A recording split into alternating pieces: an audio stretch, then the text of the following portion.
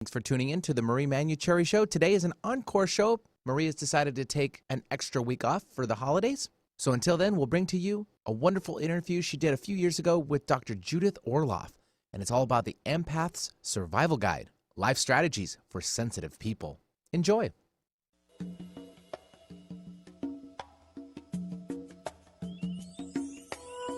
Welcome to the Marie Manuchehri Show, where energy and medicine meet.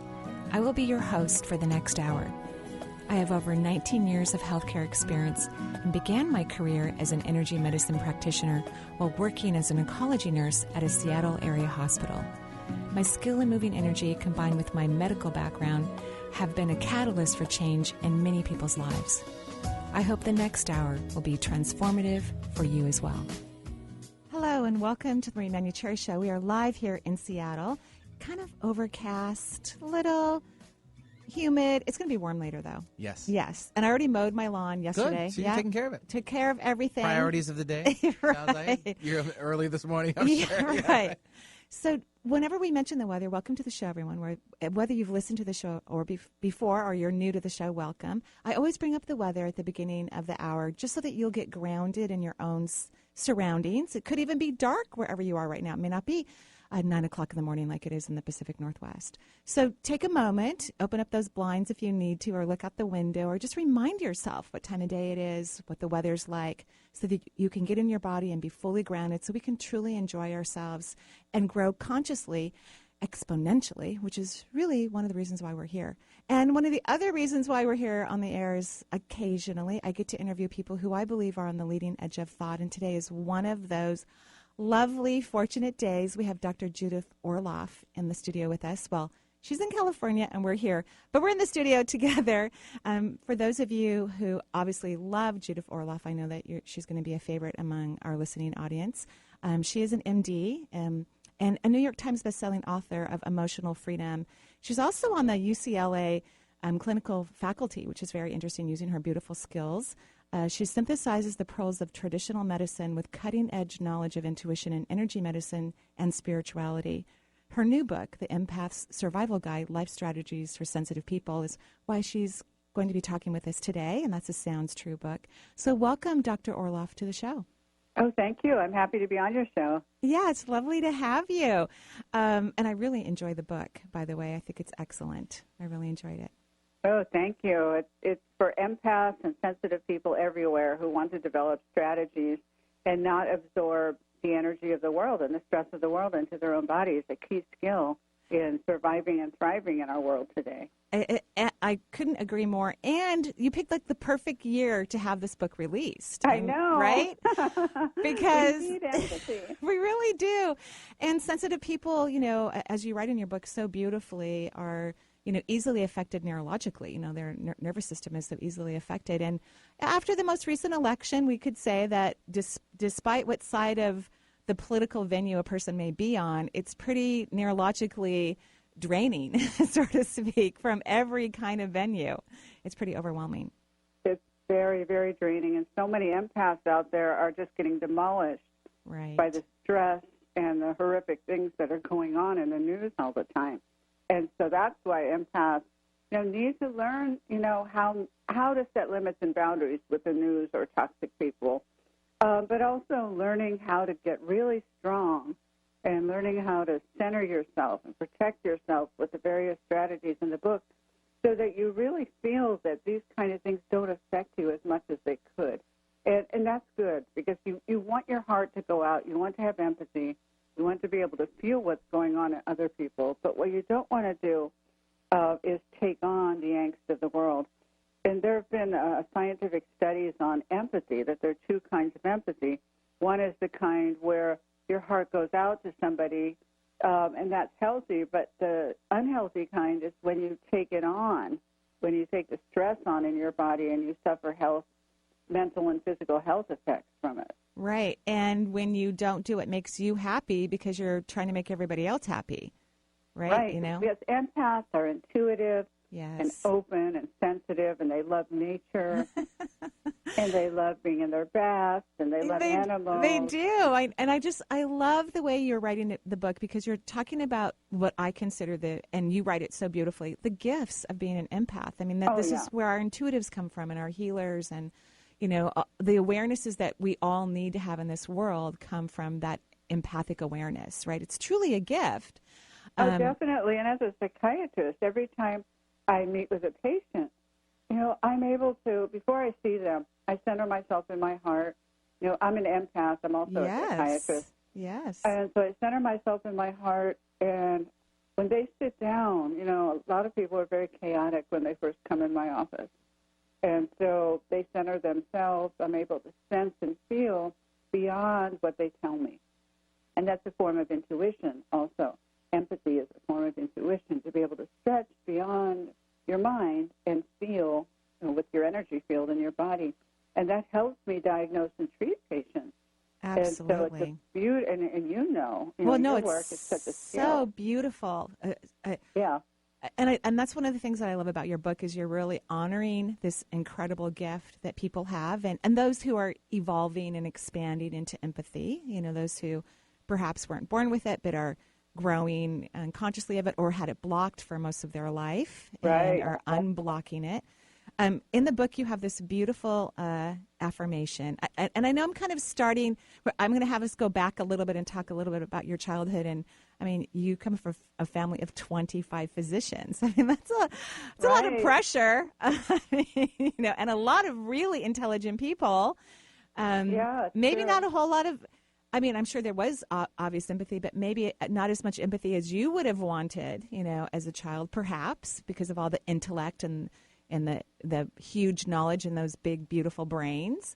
But I love this affirmation. I vow to honor my sensitivities and treat myself lovingly as I explore what it means to be an empath and embrace my gifts. I will appreciate myself every day. That is beautiful.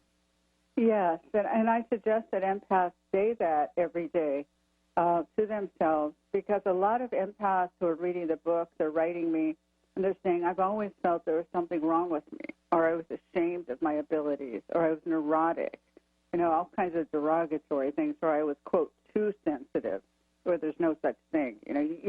I want you to develop your sensitivities, but just also develop skills so that you're not demolished by, all the energies that can come at you in life, which are many. Mm-hmm. And so it's important to affirm the beauty of your gift and not just look at the downside. I have a Facebook empath support community with over 8,000 empaths, and they are working on both their gifts and, they're dealing with the challenges, but having the support. Yeah. And so the support, and that's why I wanted to offer this book to people, the Empath Survival Guide, so that people can see there's nothing wrong with you, you're not crazy, you have a gift, and you need to learn to nurture it and develop it, and you need to have other people who are kindred spirits to support you. I think that's a huge, big ticket item. When I was talking to my assistant, Justine, when we were driving in the car over here, and she was asking me, some questions about the book and strategies. And there are a lot of strategies in here, and they are all beautiful. I think that it's this idea of surrounding yourself with like-minded people, which we talk about a lot, spiritualists do anyway. But as an empath, to have someone who's as sensitive as you are, so that they can understand you and not necessarily criticize you or think that you're not conscious enough or paying attention, or that you're not smart enough, or whatever these things that maybe people who aren't empathetic, who don't understand the sensitivities that an individual goes through moment by moment, throughout the day, and how recentering ourselves is such a big part of our life. Absolutely, and that's why I also support people in the book in forming local empath support groups, and I have the format where you can use the book as a study guide and gather together and just pick a point and talk about it, such as, how do I not absorb the energy of other people? Wow. And then have that be the topic, and then talk about it, then use strategies, practice strategies in your life. If these groups have to be very solution-oriented, Otherwise, they can degenerate into a pity party. Right? Yeah, the complaining or the sadness or all the times they've been betrayed or lied to or, succumbed the to. groups won't work if they do that. No. Because empaths could talk about that forever because they are so sensitive and they tend to open up their heart and take care of everyone. And then, they get betrayed, So, that's a very, very valid point. So a family of 25 physicians. Wow, that's very impressive. Yeah, it was to me too, and it is to me. Really, brilliant people, and so many women who are physicians. Wow. Like in the 40s and 50s, my mother and my aunt were manning the emergency rooms. During the war, and they were, they were in their power, and professionally at least, at a time when women weren't, really given, that kind of power, or they didn't, own it. And so I grew up in a family of women where the women own their power, which is very unusual. Very unusual, especially for that time period even. We're still struggling today to make that happen. Oh, absolutely. Mm-hmm. But I think that's one area in my life that was easier because I always had those really powerful female role models. And so that, so I never thought I couldn't do it. Wow. And so that, really helped me in my mission because as in my 20s, I had a dream that came to me that told me to become an MD and a psychiatrist in order to have the credentials to legitimize intuition in medicine. And this was at a time when I had dropped out of school. I was living with my boyfriend in Venice Beach in an old converted brick laundromat.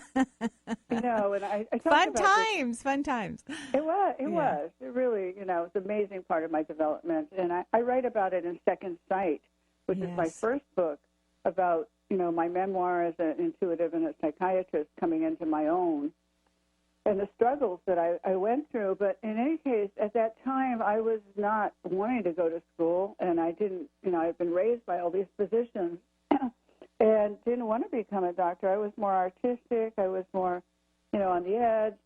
I didn't know what I was doing, really, but I know I didn't want to go to medical school. But then I had this dream. And so because I was beginning to really believe in my dream, I enrolled in one course in a junior college just to see how it would go. Mm-hmm. And because it was my destiny, one course became two, Of course. Yeah, you 14 loved years it. of medical training. Right, exactly. Yeah. You write in the book that it's not uncommon for empathic people to, experiment too much in drugs or alcohol or make perhaps poor choices for themselves because they're so overly stimulated and they can't get grounded or situated or make good decisions. Right, yeah. So many of my empath patients are in recovery. A lot of them are in 12-step programs in recovery from alcohol, drugs, sex addiction, food addiction, because empaths experience sensory overload very easily because they don't have the usual filters or boundaries that other people have, so they feel everything. And when you have that sensory overload going on day after day, year after year, a lot of people with addictive tendencies just want to reach for a drug or alcohol or food to numb it out. Mm-hmm. And so that's a coping mechanism, unhealthy for being an empath. And so, once people are able to deal with their addiction and either through 12 steps or some way, part of the recovery is opening up to your empath self and learning clear boundaries, learning how not to be a people pleaser, learning how not to fix people, learning how to calm yourself down when you feel overloaded without, reaching for a drug. Right. So that's one of the chapters in the book, and it's a very important one, and especially for people with food addiction, because so many empaths and healers are very obese, maybe 200 or 300 pounds, a lot of them, because they feel, I've had conversations with them, and they feel that they need that weight in order to protect themselves from taking on their patient's pain. But, you have the most gorgeous protection. My mother actually taught me the protection that's in your book. My brothers, kind of tweaked it later and told us not to think of it as protection, but more like fun. But running beautiful, blinding white light into your body, just imagining gorgeous white light all around you, inside you. And you even have the another option, pink, which... Yeah, lovely rose quartz. I mean, yeah, why not? So you have like the perfect tool that is really good for empathic, sensitive people where they have a lot of light and they resonate with light. So why not engaging in, beautiful, divine particles of subatomic energy into their body, which will feed them and remind them of their authentic selves. Yeah, exactly. And you could use that light to shield yourself. Right. Yes. Yeah. It's like skin. It's an additional, connection to the whole world. In other words, it allows yourself to have that awarenesses without it being too sensitive. Yeah. Right. So that shielding technique is very useful. And also, if you're a food addict, to keep a meditation cushion in front of your refrigerator.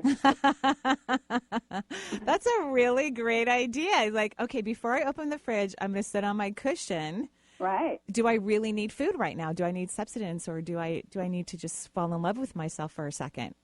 Yeah, and meditate and connect to your heart, so that really opening the heart, and that's a key skill for empaths, learning how to feel that luscious, calming, blissful energy coming from your heart. Right. That will self-soothe you if you start to feel anxious as an empath, or start to feel overloaded. As empaths, we have this tendency to, well, it's kind of our go-to, where we feel everyone else. And my youngest has taught me over the years that, because I don't always know what I'm feeling. I can tell you what someone's feeling even 1,000 miles from here. But knowing what I feel takes more. I have to go inward, like sitting on the beautiful pillow in front of the refrigerator. So what my youngest taught me a while ago is just like, it's okay if I don't know it. I just need to take some time. It's okay. Yeah. Right? Just like you have those 6 breaths that empaths can take, just breathing in and out, taking beautiful 6 breaths, so you can get connected to yourself and have an awareness of what you are thinking or feeling or what you know in that moment, because your knowingness is powerful. Yeah, exactly. But taking that nonverbal time, I talk about that a lot in the book, is nonverbal, quiet time to find yourself. Because most empaths are swirling so fast that they're not going according to their body rhythm.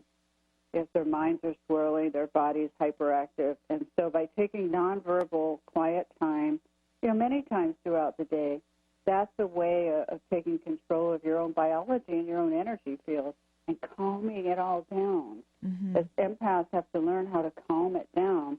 Otherwise, it can feel like, terribly painful and overwhelmed and panicked and anxious. And, you can get all kinds of physical symptoms or emotional symptoms when you're on overload. And those are the disadvantages that empathic people have, right? The challenges. Yeah, the challenges, right. Not the disadvantage, but the challenge, right. And so the challenge for empaths is to come back to their really aware, highly conscious, evolved, because to be compassionate is to be evolved. I mean, that is an aspect of evolution, to be a highly compassionate individual. Well, that's what I believe, and why I wrote the book was that I feel that empaths will save the world. Yes. Because they have the heart, they have the sensitivities. What most of them don't have are the skills, to not take on all the angst and stress. Right. And so that was the point of the book, because we need empaths to step out now. We need them not to be in their rooms and staying isolated. So you know a lot of empaths who become introverted, and just kind of disengage from the world and society and don't want to embark upon the world. Well, yeah, empaths can be introverted or extroverted, so most are introverted. Mm-hmm. And I'm an introverted empath. I'm definitely not extroverted. But there are extroverted empaths out there who love going out and socializing, and they need to take care of themselves with their alone time, and they need to take care of themselves with meditation and limits and boundaries, but they love to socialize. Right. And exactly. so, most people don't know that. They think, empaths are just introverted and quiet people, and that's not always the case. Right, exactly. So when you were growing up, you were told that you were sensitive, which is, you have a beautiful checklist in the book about how you can gauge if you're an empath or not, or a super empath, by the way you answer these yes or no questions. And so when you were a child, you realized right away that it was difficult to be out in public sometimes, that you wanted to be around certain people, and that sometimes people called you too sensitive. Yeah, my mother told me to get a thicker skin, which is really demoralizing as a child to hear that. And there's a section in the book on raising empath children and really how to nurture them and what not to say to them. Right. Such as that. That statement is not a good one. Well, and empathic people also don't like sarcasm. There's... Yeah, that's true. And so, a lot, my former husband's a funny person, sarcastic. And it was kind of the joke in the family that I was too sensitive because I didn't enjoy the sarcasm. Now that that's such a put down, right? It's so passive aggressive. Oh, totally. Of course, now that we've been divorced for years and years and years, my children have found out that they don't actually really like sarcasm either. And so it's just been an eye-opening thing because sarcasm can be very destructive and can be very negative towards others. And so that's why sometimes empathic people maybe pull away from those who are sarcastic. Hopefully. Right. So that's an interesting thing because sarcasm in kind of like what we could call like the general population, it's a way that breaks barriers and people laugh and they relax sometimes. But sensitive people don't view it that way at all. Well, sensitive people can be overly serious. Yes, we can. Yeah, because everything hurts. A lot of things hurt in the world. When someone yells at you, it hurts. When someone's sarcastic, it hurts. And so empaths are very physical, and they sense energy. And so they need to have loving, supportive people who can communicate with them in a way that, is copacetic with their energy field. For instance, I have a section in the book on energy vampires, and one big energy vampire for an empath is the rageaholic. It's somebody who rages or dumps anger and blames. You're the one who did this. If I wasn't for you, I would have been blah, blah, blah, and yelling and blaming. And so I have a section in the book on the difference between venting and dumping. Right. And so you have to really educate people to, first of all, not, suddenly begin dumping anger on you and be able to make an appointment with you, make a request, to say, when is a good time we could talk about it? Let's say your mate's angry, instead of just starting up. You have to train people not to start up, and that yelling and blaming and dumping is not okay, but venting is. Right. Love it. I absolutely love that. So these boundaries that empathic people seem to have challenges setting with other people in their life and even with themselves, right, are a big part of the healing process for them. Yeah. Empaths need to learn how to say no. No is a complete sentence. No is a complete sentence. Just no, period. That's it. We're done. Move on. Yeah, or no, I'm sorry, I can't do that. Yeah, and I love that. I absolutely love that. That's beautiful. Well, we are having the pleasure today of interviewing Dr. Judith Orloff. She is a therapist and works in the energy medicine world. She has been a huge catalyst in the change of awareness in every aspect of energy medicine. And her new book, The Empath Survival Guide, Life Strategies for Sensitive People, is out and available everywhere. And we're going to take a break here on the Manuchehri Show, and we will be right back.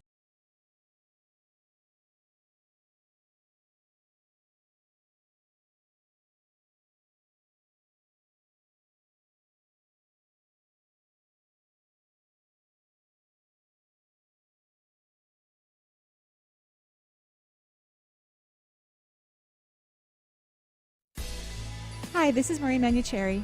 Join me January 25th and 26th in 2019 at East West Bookshop.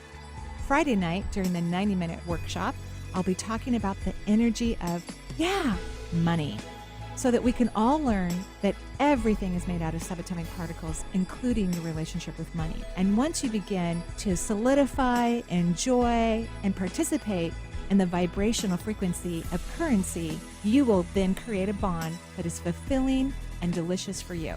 And then on Saturday, join me as we spend an entire day on creating wealth, the art of creating wealth, where you learn to fall in love with the whole aspect of this relational experience with wealth and your wonderful life. I can't wait for you to join me and learn about love and money and wealth. For more information, you can go to energyintuitive.com or eastwestbookshop.com. 1 in 3 adults has prediabetes. 1 in 3. That means it could be you, your football buddy, your football buddy, or you, your best man, your worst man, you, your dog walker, your cat jogger. While 1 in 3 adults has prediabetes, with early diagnosis, prediabetes can be reversed. Take the risk test at doihaveprediabetes.org. That's doihaveprediabetes.org. Wait, did they just say 1 in 3 adults has prediabetes? That's 33.33333% of adults. That means it could be me, my boss, or my boss's boss, or me, my favorite sister, or my other sister. That's 7 members of my 21-person romantic book club. Wait, the 1 in 3 could be me, my karaoke partner Carol, or my karaoke enemy Jeff. I'm gonna take the risk test at doihaveprediabetes.org. Brought to you by the Ad Council and its Prediabetes Awareness Partners. Hi, this is Marie Manuchehri, and I'm really excited to announce my second online course beginning February 2019. This course is called the Advanced Chakra Experience. In this 3-part online course, I will share my vast wisdom of the chakra system and how it relates to energy medicine. With this knowledge, you will easily hear, see, or feel the vibration of these powerful energy centers, allowing one to heal themselves or others. Each one of the organs has its own unique frequency, vibration. Like the gallbladder, for instance, one of the things that slows down the gallbladder energy is frustration. So when we think about healing the gallbladder, as an example of one of the organs we'll be talking about during this lovely 3-part online course, we're going to talk about the vibration that is the healthiest for the gallbladder, like joy, fun, relaxation. We're going to talk about how to hold those frequencies and how you can send it directly to your gallbladder. For more information, go to energyintuitive.com. Talk radio with a purpose. Alternative Talk 1150.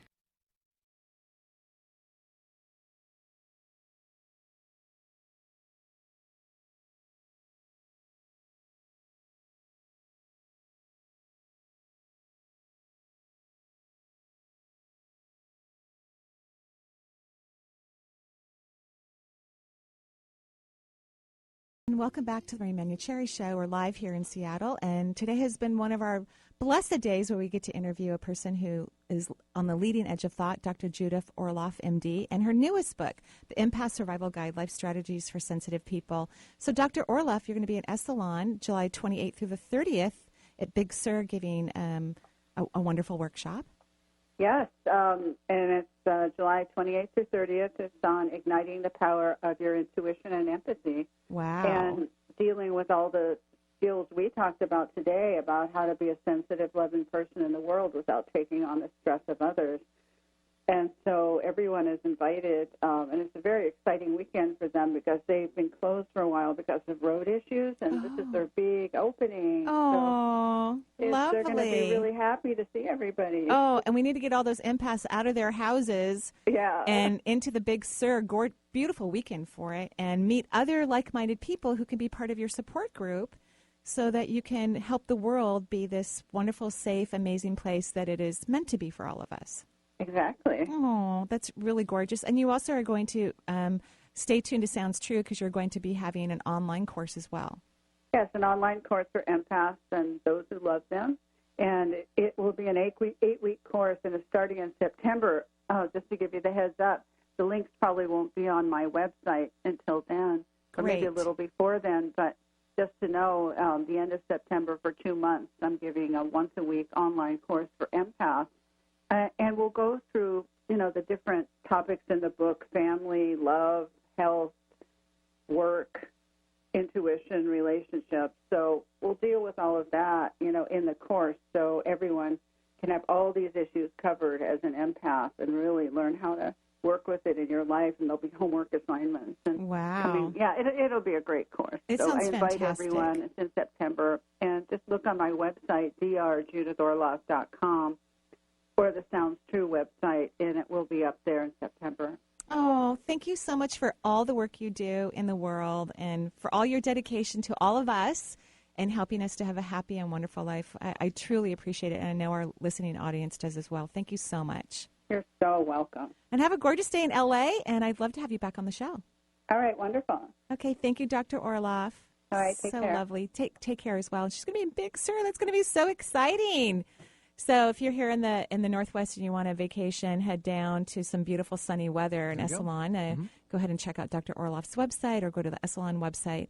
And that sounds like a fantastic workshop. I'm sure it will be well received and quite delicious. Very fun. Very true. Wonderful first part of the show. Yeah, I loved it. I had such a good time. It was wonderful. Now it's back to our listeners, right? So now we're going to go ahead and answer some questions. Yeah. Okay, who do we have? Well, let's give out the number. 877-825-8828 is the number for the Marie Manuchehri Show. If you're just tuning in, we were chatting with the first half hour with Dr. Judith Orloff. So now we're going to move on to our calls. 877-825-8828 is the number. First out of the gate, it's Jory, and she's actually calling in from L.A. too. So, Jory, hello.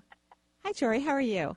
Hi, Marie. Oh, my gosh. I'm so excited to be on. Welcome. And I'm a big student of yours and of Dr. Orloff. And so it's a really special I know. I want to go to privilege. Orloff's class. I'm telling you. Yeah, it just sounds fantastic. I don't know. I might sign up. We'll see what my schedule looks like. Yeah, sounds great. Yeah. So what can I do for you? So I'm feeling a little nervous. You may pick up on it. You feel great to me, by the way. I think what's interesting for you, and of course you can disagree with anything I say. Is this our first time chatting, by the way? Yes. Okay. Lovely. Welcome. You actually, even though you feel nervous, I think it's excitement. You actually really love energy and awareness and conversations and people, and I would not call you an introvert. So I think you're doing great. So what is it can I do for you? You're welcome.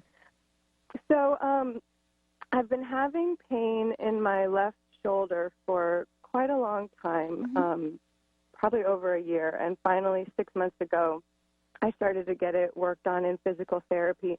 I guess I would describe it as sort of like frozen shoulder. Yeah. And when I went to physical therapy, she said that it originated from my neck. And so she started doing a lot of manual therapy, kind of just loosening all the muscle cramps. And it's been feeling a lot better. And also like I said, I'm a big student of yours, and so I started the blood type diet. I got a new mattress. With Dr. Orloff's help, I really have worked on my boundaries. I'm in a really, really good place in my life. Got, shed the toxic relationships, and I'm a psychotherapist. I love my work. I love my life. Thank you. But in the last maybe 2 weeks, I've noticed a lump that's showing, and it's on my so the shoulder pain, and the shoulder pain has also resulted in these sharp pains that go down my left bicep and the left top of my shoulder, and now this lump is also on my left side, kind of on my pectoralis, right near my left armpit, and it's visible. It's people can see it, and so it's did you go to the doctor? sensitive and tender. And now I'm waiting to go to the doctor. Okay. It's an interminable wait. I went back to the physical therapist because I was like, "Oh, this is a muscle tension, right?" And she said, "No." Yeah. It could even be part of your lymphatic system, because it's kind of squishy when I look at it. Yes. Right. It's fluidy. It's kind of topical, squishy, movable. So I think it's more part of the lymphatic system. So which, I just so you know, I have a kind of a delicious feeling. I'm also seeing a client of mine who had something very similar, and it, luckily wasn't anything serious. So that's what I'm hoping will happen for you. But of course, I want you to go to the doctor and have a checkup, and that's what you're waiting for, right? Your doctor's appointment, correct? Yeah. Good, because I think everyone should have their checkups. I think it's really important. But yeah, it's squishy. So that's what I think it is. A little bit of fluid got out, or it could be a lymph node. I don't even think it's a lymph node because it's not that deep. It's superficial. It's very interesting. So the whole, and you can disagree with me and say, no, it's not like that. The whole left-hand side of the body is about receptivity. And you need to learn to receive. You suck at it. Right? And so right now, notice how you're lowering your energy. Just even me bringing up the word receptivity, you lower your energy. Do you see what I mean? Okay, so you need to get happy about receiving. You're a giver. You love to give. You're good at it. It's fun for you. But everything requires balance. Just like we can't all drink, just tea and coffee all day long. We have to drink water. Or people who drink juice have to also drink water. Or people who drink pop, which I hope they stop, have to drink water. So think of it this way. When you are receiving, you're drinking your water. And this is, and obviously you have you don't like it. It doesn't make you happy. Even still, you keep lowering your energy about it. Well, because I know this. And I know the left side is the receptive and feminine, yes. And I. So how do you receive? Because I receive from nature and spirit. Yeah, but you live in a world with human beings, and you deal with human beings all day long. So you need to be able to be comfortable when you're in the space of humanity to also be able to absorb subatomic particles. And here's the important part, is that you're not going to be taking in other people's negative energy. If you're keeping your subatomic particle energy uplifted like you do when you're giving, which you do, if you do that, you're going to be taking in high vibrational subatomic particles. So it's really important to stay in high vibration. Do you see what I mean? Super, super important to stay in high vibration. Very, very important. So you have to get your energy elevated and then start absorbing energy. So how about even that beautiful what if question? What if I easily receive gorgeous energy that feeds me and allows me to feel alive, awake, and happy? What if? I think, and you can correct me if you disagree, but I think I'm better at being open to receiving positive energy and, love from people in the world in general, but I think it's specifically in my romantic life. My overall feeling is it's just human beings in general. Unless you really know them, you've vetted them really well, you don't let yourself receive. And for people who give, you can't wait till you're just around that one person that, like your best friend or your neighbor that that's good for you. You have to be able to receive subatomic particles all the time. It doesn't mean you're going to be taking negative energy from the neighbor across the street who doesn't wave. You're just going to be taking subatomic particles, because I've got a few of those neighbors. It's kind of weird. But it really is. It's very bizarre. But it's okay. It's fun. I've got other neighbors who wave all the time and meet me in the cul-de-sac, and we talk about plants. It's really lovely. So you can't wait. So this is what you're doing. You have this on and off switch, which is something from what I'm reading in Dr. Orloff's book about empaths. They wait till they know it's safe. They overvent things, or and I'm not exactly sure, what her conversation would be totally on that. But I want you to, you have beautiful energy. You can receive gorgeous energy all the time.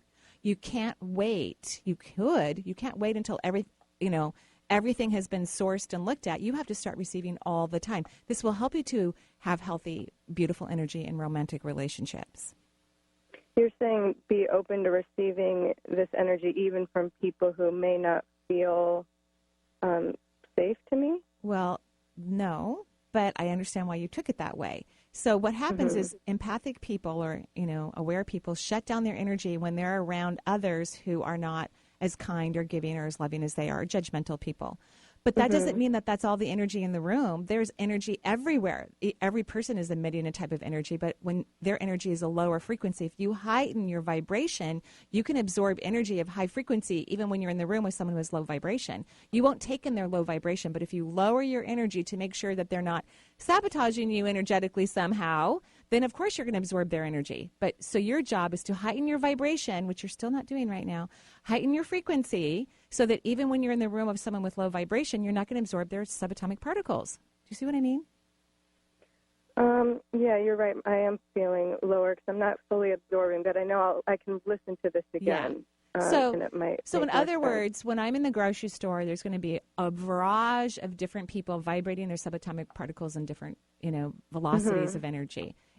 Keeping my subatomic particles elevated while I'm shopping, which is my personal choice, focusing myself on not the 14 frozen pizzas that somebody put in their cart with, 12 six-packs of regular Coke. Either kind of Coke would not be good for them, but, sugar is really not good for us. I could lower my vibration as I look at that, or I could choose to look at the organic food that's in my cart that's now present in almost every grocery store, and the beautiful soy chai latte that I'm carrying in my hand, and the fact that I really like the clothes that I put on, and I'm happy because then I'm absorbing the particles that are in the grocery store that vibrate to that same frequency. That's what I'm talking about. So what you do, in my opinion, and I think a lot of people do this, you lower your energy when you're around low energy because you're wanting to make sure that the person's not going to take your energy or sabotage you in some way. So you're in this kind of protective mode, but then you're absorbing that low vibration. So, because that's what happens, like attracts like. So in order to receive, because that's why you're afraid to receive, that's why you kind of try to cut down yourself so you don't receive when the energy's low. Does this make sense? It doesn't resonate because I feel like I'm at a high. I stay at that high. Like I'm the person loving the organic food in my cart, but I'm so trusting of you. Yeah, because even right now your energy's low. Right now your subatomic particles are low. So right. So so pay attention to that because it's important that you receive, and when you're in that high frequency, just keep the receiving going, and this will take care of that left-hand side of your body so we can get tissues to function better. Right? Yes. Okay. Okay. Okay. And keep me posted. Okay. Thank you, Marie. You're welcome. Have a good day. You too as well. Thanks, Jory, for joining us. That was a great call. It's a confusing kind of conversation. Well, what I love about the confusion is that means we're on the right track because it's new information. It's kind of hard to understand, so to speak. And it makes so much sense. People who can feel, of course, if someone has a lower vibration than you want to lower your energy because you want to be on the same page as them. I don't recommend that. Be above them. Heighten your frequency because then you can keep absorbing beautiful subatomic particles. You're still going to know what the lower vibrational person is doing. You're just not going to care as much, which is actually good for you. It's awesome. Who do we have on the phone lines? Sure. 877-825-8828 is the number. Deborah from the local area, Seattle. Hello, Deborah. Welcome to the show. What's up? Hi there. Hi, Deborah. How are you? I'm good. How are you guys? We're great. Thank you for asking. What can I do for you? You know what? First of all, I'm just loving this topic so much and so happy that you introduced me to Judith Orloff. Oh, yeah. Wasn't she great? She was so great. And I feel like for most of my life, I struggled to kind of sort out a lot of those issues because I would feel things like when I walked into a room. And my deal was I always just assumed whatever energy was off was my fault or my job to fix. That's a very common problem that empathic people have is because they're so aware and they're so loving and accepting of other people that they have this tendency to take full blame for what's going on in a situation or a relationship. So when did you discover something else? I mean, what happened? What was the defining moment for you when you went, well, wait a minute, maybe this isn't all me? What was that for you? It's been really gradual. And sort of part of my call today was just saying that I've had just a lovely couple of years of really deepening my relationship with my intuition and understanding energy and then working on energetic boundaries. And in really high stress situations, I still struggle with it, but on a day-to-day level, I'm so enjoying, I do this visual in my head with around vibration of a fork in the road. And I ask myself, like, okay, what you have a choice in this moment if something is kind of activating me to go up or to go down. Ooh. Which way do you want to go? Ooh, just basically what we've been talking about with our last caller. Yes, and I'm visual, so this really, really helps me to go, okay, let's go up. Let's go gratitude. Let's go joy, happiness. And so that's part of my call today was just to ask you, how are things looking in my chakras? Yeah. And how am I doing in general? Because it's been a lovely work, but sort of a lovely, joyful work I've been doing the last couple of years. So I'm just curious, like, a checkup. Yeah, so I drew out your chakras. I have all this scratch paper near me, and every time, when we go to the next caller, I then draw out the energy. And you're taking energy in through your crown and your root, which is awesome. Your crown chakra is gigantic, so you have a delicious connection to spirit, God, source, whatever terms you want to use. Third eye's perfect. Awesome absorption through the back of the occiput and great translation in the front of the third eye, just stunning. I would say that that I would love for you to work a little bit more on your solar plexus because through this self-love that you're really working on, in my opinion, that's where you're going to have more of your psychic moments because all the psychic energy is set up here, but I can feel in your org field like a little bit of disappointment, like, well, where is this? I want more psychic, experiences. Oh, my God, that's exactly it. Like, when will I see auras? When will I do, et cetera, et cetera. Right. So it's all set up for you beautifully, but I want you to work on your solar plexus because everything really comes from self-love. Everything that we're talking about all the time, setting boundaries, receiving energy, choosing what's in our highest good. It all comes from, adoring and loving and cherishing yourself, which I think is our job, our work, our constant, consistent work all the time. That's so great. So you're talking about the heart chakra. No, I'm talking about the solar plexus. So the heart chakra, and of course an empath would say that, the heart chakra is about loving everybody else. You already got that down. That's not an issue. It's not a problem. This is about loving you, falling madly and deeply in love with you, and feeling that love like you do for others, getting excited about yourself and all the things that you do throughout the day like you do for others. Having an emotional connection towards loving you. Okay, yeah, I've heard you talk about that, and I love that phrase, and I've thought about that. So I'll focus on that some more. And you want to move into the feeling of it, right? You want to feel it, okay? Yeah. Okay, that sounds wonderful. All right. I'm wondering if you could tell me how many spirit guides I have. You have 9, and that means that, you probably aren't going to have that many more lifetimes on Earth, like less than 5 for sure, because it's not a place where you're going to continue to enjoy evolution. So that means that there's a lot of things on the Earth realm that aren't exactly effective for you in your evolutionary process any longer. And so you're getting down to some of those last lifetimes on the Earth realm, which is kind of cool. Wonderful. Wow. Well, thank you so You're much welcome. for your time Thank today, you so and I much. just love your show. Okay, thank you so much. Thanks for listening. Thanks, Deborah, for calling. 877-825-8828 is the number, 877-825-8828. Let's take Rose calling in from California. Hello, Rose. Welcome to the show. Hi. Hi, Rose. How are you? Happy to be with you. I'm good. How are you? I'm great. Thank you for asking. What can I do for you? I have a question about my mom. She has had issues with her ears being plugged up for many months now. And I was just wondering if you have any information that would be helpful about that. Okay. So did she go to the doctor? Yeah, she has been to the doctor. She's been to 2 different doctors, but she's tried some medication. Nothing has worked, and they just say to just wait, and it'll maybe clear up on its own. How old is your mom? Do you mind me asking? She is 62. Okay. And you know what's interesting is that you worry too much about her. You know that, right? Yeah. Because that kind of has to stop. I'm sorry, but overall she's healthy. When I look at her, she's robust, she's healthy, she's active. You know what I mean? She's got a good life.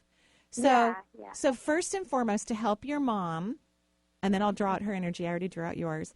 Please stop worrying about her. I want you to imagine her just the way I described her to you, which you agreed is who she is. Because, yes, it is frustrating to feel like your ears are stuffed up. It's annoying, but it isn't life-threatening, right? It's not a terrible illness. But yet you worry about her as if it is. You know what I mean? Yeah. So you have to stop, please. It's not good for her, and it's definitely not good for you. Okay. So I'll do that. So focus on all of her health. Okay. And that will send positive energy to her ears. Here's what I think about your mom, which is interesting, is because your mom's strong. You know what I mean? Yeah. She's a tough been cookie. Through a lot. Yeah. Well, she's a tough cookie, and I don't want you to focus on she's been through a lot. You are sending her worried, fearful, even when my kids were like in grad school or even undergrad and, studying really hard, and like when my youngest was studying for the bar, I had to work hard not to worry about them because I knew that wasn't going to help them actually be successful in life. Yes, I had to make sure they had food and all of those things. But if I worried about them, I'm sending them stressed out energy. And I know that's not your intention, but it's also hard on you, right? It's very, very hard on you. So no more of that. And so your mom's a tough cookie. And the reason why this is happening from an energetic perspective is because she needs to listen. She's not a great listener. No offense, Mom. But here she is wise. She's got a lot of wisdom. And maybe, that this wisdom comes from previous lifetimes and all the experiences that she's had in this lifetime as well. But it also comes from,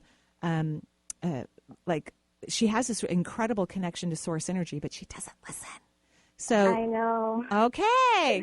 So if you want to help your mom, tell her she has to stop talking and stop telling people what to do, and she needs to start listening to the divine, because the divine is going to give her different things to focus on and different information to give to other people. Okay. All right. So she's got to listen. And then you're going to she's such an atheist, though. well, that's okay. You don't have to use that language. Talk about the stars, talk about the cosmos and black holes and how there's information coming from that. Or even the soil or trees, because your mother does believe in wisdom. Even though it's not religious or spiritual, she believes in wisdom. Okay. Okay? And if she doesn't figure this out, that's okay. You're going to let go, right? Yes. Okay, because this is a big thing for her. That's why it won't go away. Yeah. Okay? Okay. Well, could you also tell me a little bit about my energy? Well, it's actually quite lovely. You've got very, very big energy, but you try to keep it small, so please stop. Let your energy get huge. I want you to tell yourself when you wake up in the morning, it's so amazing that I have such huge, gigantic energy and auric field, and I'm going to give myself permission to expand it as far as it could possibly reach. That's what I want you to say to yourself, okay? Okay. Okay. Thank you. Have a beautiful day. You also tell me how many spirit guides I have. I'm going to have to go to the next caller. I'm so sorry, but our phone lines are totally full. So call back real soon, though. Yeah, call back. Yep. We'll be happy to do that for you. So one more, I think, before we end the show. Unfortunately, we'll take Rebecca now calling in from San Diego. Hello, Rebecca. Hi, Rebecca. Hello. Hi, everybody. Thanks so much for taking my call, Marie. Of course. What can I do for you? I have to first say that, my two favorite people on the topic of empath and intuition is Marie Manuchehri and Dr. Judith Orloff. So that was awesome. I'm so happy you did that today. I'm so happy I did too. I must tell you, I really, really enjoy her, and I think she has incredible advice and obviously great knowledge and wonderful experience. And I'm like, wow, why didn't I have her on the show sooner? What the heck? Yeah, no, she's lovely. She's just lovely. So what can I do for you, Rebecca? Recently been having some issues with my thyroid. Okay. Diagnosed with a Hashimoto's thing. Mm-hmm. I'm tackling it fully with a naturopath and taking a really strong dietary approach to it without medication. And things are feeling like I'm on the right path now in healing that. Yeah. So what do you see is going on? Well, first of all, just a couple of things. I think you are lovely yourself, by the way, just lovely. And I want you to be open to taking synthetic medication too as well. If things don't work out, because you're going. Here's the thing about the throat chakra: it's the highest personal power vortex in the physical body, from my perception. And you already are a hard worker, and the thyroid gland needs relaxation and rest. And you're working super hard to help your thyroid. So there's kind of this conflict of interest. Do you see what I mean? And the way the thyroid gland rests is through speaking one's truth, which means high consciousness and not using one's empathic energy to squelch their knowledge or their wisdom. Do you know what I mean? We don't want to offend other people. We don't want other people to feel bad. And so we go ahead and, filter our truth and kind of numb it down. That isn't good for the thyroid gland, because that's the thyroid gland has to work. It goes, oh, I can't say that. No, I got to be careful. It's working too hard. So allowing your information that you know and you know to be true to just flow out of your body will be very, very, very, very good for your thyroid gland. But at the same time, I'm saying if you have to go on some synthetic medication for a period of time, I want you to let it happen. Don't fight it. Because your thyroid needs a rest. It needs a break. So I'm not saying, I love that you're at the naturopath. I love that you're doing these things. But because I see you looking at your labs and going, this better change, or you know what I mean? Yeah. And remember, creation made even synthetic medication. Oh my gosh. ORs. All of that was made by the universe too, not just, naturopathic medicine, which I love and adore and think that it's very, very healthy. But I want you to be open to this. And notice how your energy is not happy about what I'm saying. You know what I mean? Yeah, it's not. And I think that it's also tied to a relationship that I'm having right now with someone who I'm not speaking my truth with. Yes, but this thyroid thing's been going on for a while. Yeah. So it's a relationship. Okay. All right. Okay. Then that makes sense to me. Sure. Yeah. I'm looking at least a decade. And so, yes, I'm sure that's all related. So look at it this way. Be open to the synthetic medication, because just the openness could help your thyroid gland. Because you're putting pressure on your thyroid. You better get this right. I'm taking these herbs. I'm doing this stuff. You better get it right. What's wrong with you? And it needs to be relaxed. And you need to let it speak its truth. Okay. I got it. All right? Okay. Thanks, Marie. You're welcome. That was a great question. Thank you for calling in. That was Thanks lovely. very much, Rebecca, for going and joining us. Oh, that was just so lovely. And I just want to thank everyone, too, who attended the Let's Manifest workshop this past weekend. It was so much fun. I had such a great time, just wonderful people. And we have another one in October because this one sold out. So we have another one coming up in October, and we'd love to have you. It was absolutely wonderful. And, of course, we have our wonderful Hawaiian Retreat, which is just about half full. And so we're looking forward to, if you want to come and hang out with us in Hawaii and learn about the magic within you and release it so that you can be your amazing, incredibly gifted, talented, beautiful self, we would love to have you on the island of Hawaii, the big island, on the cliffs, on an organic farm, eating beautiful, wonderful organic food. It's going to be super fun. Feeling, living, being beautiful. Yeah, right. right. Listening to the waves crash in the middle of the night and having bonfires. And getting tropical in the fall of Release the Magic from Within. Lovely. So just to rehash real fast, the first part of the show, we had Dr. Judith Orloff on. It was the book that we were discussing, the Empath Survival Guide. So you can reach her if you want to go to her website. It's drjudithorloff.com. So it's drjudithorloff. There you go, .com. Lovely. Thank you, Benny, for You're doing welcome. that. 'Cause that was wonderful. I truly enjoyed her. And she has many other books, too, that I'm sure you would love to read. And she has that workshop in Esalen coming up in late July. And Sounds True is going to have their 8-week course, which is going to be fantastic, based on the Empath Survival Guide, which is a Sounds True book. So you want to keep a tab on Sounds True and on Dr. Orloff's website. And, of course, you always want to visit energyintuitive.com. You can go to www.energyintuitive.com and listen to all the podcasts we have there and find out what's going on. Joyful blessings, everyone. Bye-bye.